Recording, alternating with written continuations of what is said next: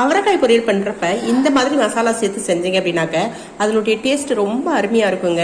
வாங்க எப்படி செய்யலான்னு பார்க்கலாம்.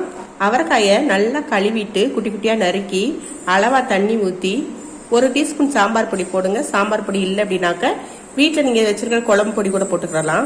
1/2 டீஸ்பூன் மஞ்சள் பொடி, தேவையான அளவு உப்பு போட்டு வேக வச்சிருங்க. ஒரு 2 டீஸ்பூன் வேர்க்கடலை எடுத்து அதை நல்லா வறுத்து அதை தோலை எடுத்து வச்சிருங்க. இப்போ வேர்க்கடலை வறுத்த வேர்க்கடலை இருந்துச்சுனாக்கா திரும்ப வறுக்க தேவையில்லை. ஒரு பேன்ல கொஞ்சமா எண்ணெய் ஊற்றி 1 டீஸ்பூன் உளுந்த பருப்பு, கொஞ்சம் தேங்காயை போட்டு ரெண்டையும் நல்லா வறுத்துருங்க. இப்போ இதோட இந்த வேர்க்கடலையும் சேர்த்து மிக்சி ஜார்ல போட்டு இந்த மாதிரி பொடி செஞ்சு வச்சுக்கோங்க. இப்போ அவரைக்காய் நல்லா வெந்துருச்சு. இப்போ பேன்ல எண்ணெய் காஞ்சதும் கடுகு, உளுந்த பருப்பு, கருவேப்பிலை, 2 பூண்டு இதில் தட்டி போட்டு வெங்காயத்தையும் போட்டு நல்லா வதக்குங்க.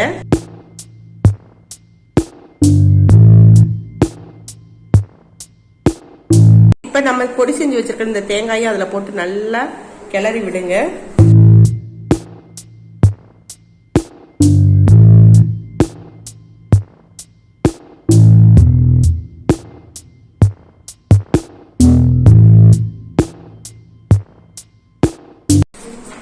அதுக்கப்புறம் நம்ம வேக வச்சிருக்கிற இந்த அவரைக்காயும் சேர்த்து போட்டு அதோட நல்லா பரட்டி விட்டீங்க அப்படின்னாக்க அருமையான அவரைக்காய் பொரியல் ரெடிங்க. ட்ரை பண்ணி பாருங்களேன்.